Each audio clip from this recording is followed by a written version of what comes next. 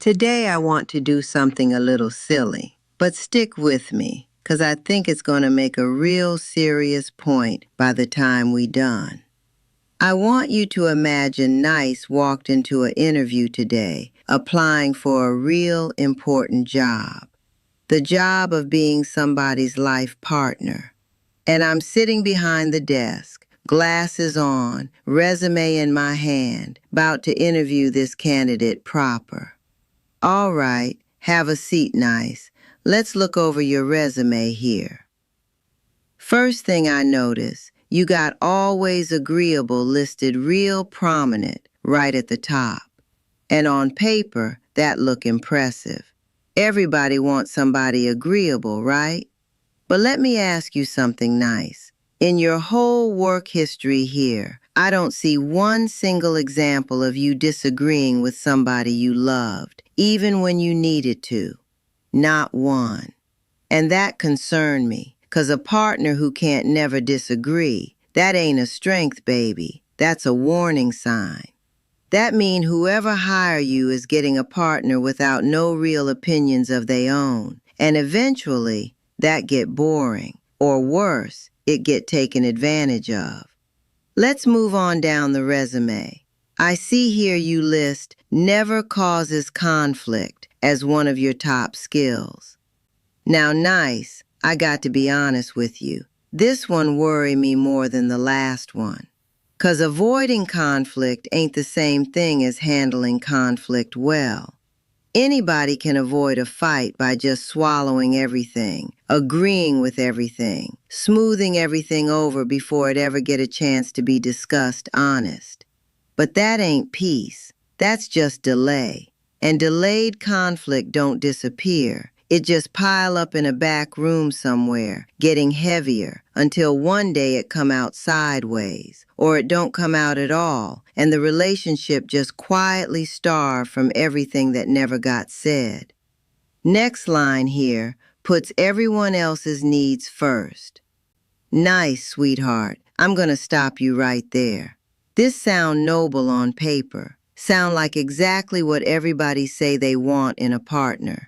But here's my concern, and I want you to really hear this. A person who always puts everybody else first, eventually, don't nobody around them learn how to consider your needs at all. 'Cause you never modeled needing nothing. You never showed them what it looked like when you require something too. So they get used to a one-way relationship. And one-way relationships, however nice they start out, tend to run one person clean into the ground while the other person don't even realize it's happening, 'cause it's been one way from day one. Let's see what else you got here. Easy to be around, never makes waves. Now, I want to ask you something direct, Nice. What happened when somebody mistreats you? Let me guess, you smooth it over. You give them the benefit of the doubt. You find a reason it's understandable. Am I close? That's what I thought. And here's my honest feedback, since you asked me to review this resume today. A partner who never makes waves also, by definition, never protects theyself. Never say, that hurt me. Never say, that's not acceptable. And over enough years, a person like that don't get treated better because they easy. They get treated worse, sometimes, precisely 'cause they never established where the line was. And folks, even good folks, not just bad ones, will keep pushing gentle, quiet boundaries further and further, simply 'cause don't nobody never stop 'em. All right, last thing on here. Bottom of the resume, kind of a small line, easy to miss. It say, hasn't identified own needs in approximately 15 years.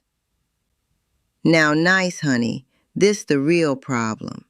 This the whole reason I called you in for this conversation today. Everything else on this resume is symptoms. This right here is the root.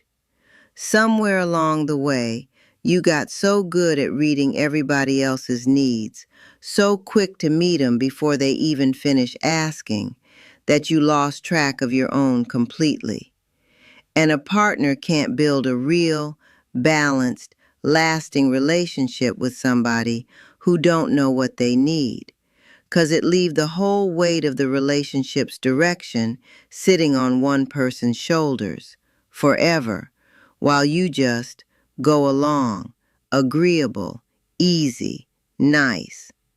So here's my honest assessment if you ask me straight, sitting behind this desk today. You ain't unhireable nice. Matter fact, you got real gifts, kindness, patience, generosity, real gifts, and don't nobody should throw them away. But right now, as written, this resume describes somebody who gonna get love for what they provide, not for who they actually are, 'cause you ain't never showed nobody who that is. You gotta go back, do a little work, add some new lines to this resume. Things like expresses disagreement when it matter, sets a boundary and hold it, asks for what I need, even when it's uncomfortable. Add them lines in, and I believe this exact same resume become one of the strongest ones I ever seen come through this office. 'Cause the nicest people don't end up alone, 'cause they too kind. Ain't no such thing as too kind. Not really. They end up alone 'cause kindness, without no boundary, without no voice of their own attached to it, teach the world it's optional to consider 'em at all. And eventually, the world take that lesson and run with it, right on out the door. Thank you for coming in today, Nice. Go on and revise that resume a little, and come on back and see me. If you saw your own resume in this interview today, I hope it helped, gentle, the way I meant it. Tell me down below which line hit closest to your own truth. I read every one. I'll see you next time.